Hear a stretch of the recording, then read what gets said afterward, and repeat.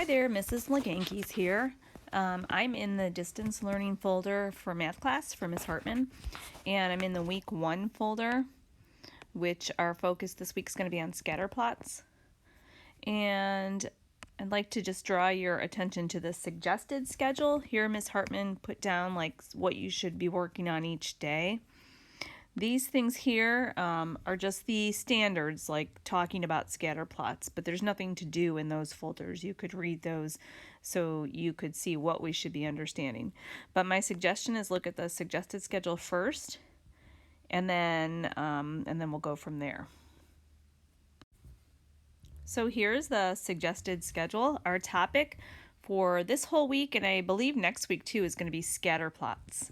So we're going to learn how to identify patterns of association between two sets of quantitative data. Boy, that sounds complicated, but it's really just looking at a graph and understanding the patterns in the graph, what we see. So don't worry, it'll be okay. And then it's identifying outliers. So outliers would be like points that don't fit the graph at all. They're way off the data. So if all the data is up in here, the outliers are the ones that are on the outside of the data. So today is Tuesday, so we're looking at her suggestion is just to watch her video, her expectations video, and to work on Alex for 30 minutes. So there's an assignment in there, and you could start working on topics. So it'll be the same as what we've been doing. Complete 5 topics and the assignment. There are 2 assignment choices I'll show you when we get there. At this time when I'm making this video, she didn't have her introduction video in there yet, so please make sure you do watch that so you can hear from Ms. Hartman. Also, there's a discussion post in Schoology where you can post any kind of questions here and respond or help other classmates out if needed. So that's optional. So I'd like you to log into Alex today, and if you forgot your username or your password, please let me know, but you guys are pretty good at remembering those kind of things. So your screen will have a different look than mine. I want to show you 2 things to look for though. There is an assignment from Miss Hartman that looks like this. And then there's an assignment from me, and it says from Mrs. Leganke. She calls hers week 2 because she assigned one that week before spring break that was going to count for week 1. So I would suggest you do my assignment because mine is 5 questions. Her assignment is 10 questions, and her assignment has something on two-way tables, which is a little more complex.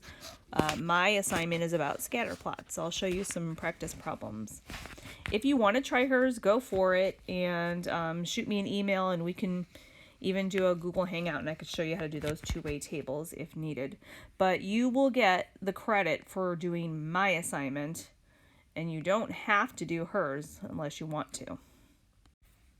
So here's an example question on my assignment where you're going to create your own scatter plot. And what you're going to do is just plot these points on the graph. And there's the pencil and the tools. You guys are pretty good at working those tools. So 3, 5, the number of hours worked. This is an ordered pair right here, 3, 5. So that's just an ordered pair like we're used to graphing. So you go forward 3 and up 5 and put a point. Forward 3, up 5 and put a point. And then you go forward 5 and up 4 and put a point. Forward 7 and up 8 and put a point. Okay, so you're just going to put all of the points on the graph. So you would continue that and hit submit. That's what a scatter plot looks like. You do not connect the points in a scatter plot. Here's another example question that you'll see on scatter plots. So here a scatter plot is already made for you, and you're going to draw the line of best fit. Do you notice that all of this data is decreasing?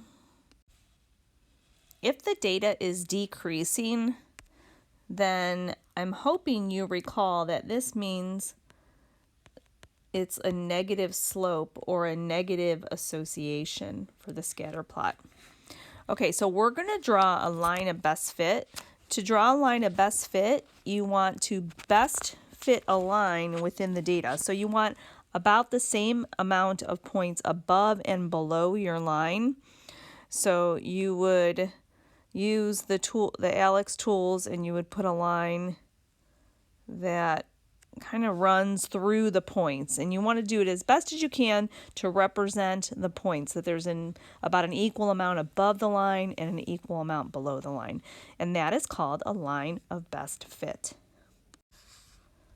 Then you'll have another example where you have a scatter plot and you have the line of best fit. For this example, you use the line of best fit to answer the questions. So let's look at these example questions.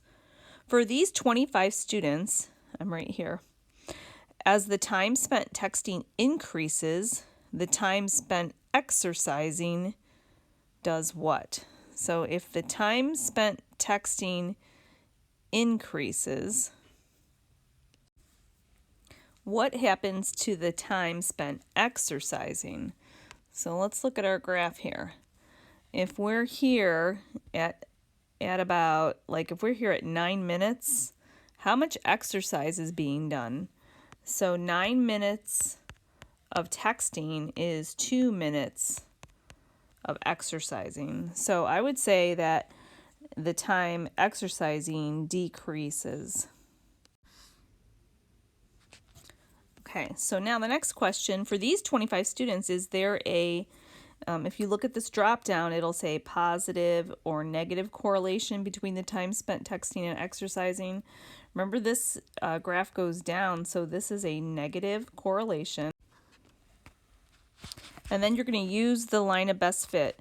Using the line of best fit, we would predict that students texting for 6 hours, that's right here, 6 hours would exercise for how many hours? So you go up and you use the line of best fit, and then you go across, so it'll be just over 4 hours. So whatever value, I'm not sure what's in this drop down, but it'll be just over 4 hours of exercise. And then a final question might look like this. Which set of data appears to show a negative linear relationship? So negative is decreasing. So this would be, it probably says figure 1, 2, 3, or 4. So this one's figure 1. Which set of data appears to show, that was negative, a positive? So positive is increasing. So that's going to be figure 2. Which set of data appears to show no relationship? That would be this one here. This is called no relationship because they're all just spread out and random. And then nonlinear data is a curve. So that would be, oops, this one should say 4 and this one should say 3 because nonlinear is a curve. So your questions may look different than mine. They're same types of questions but with different values and such. You get multiple unlimited attempts at it, and there's just 5 of these. Then in addition to this, you're going to want to still try to get 5 Alex topics. So she will give you a score of 10 points. Okay, so today would be the perfect day to go on. Try the assignment. That's going to be worth 5 points plus 5 topics. And then that's going to go in the grade book as usual.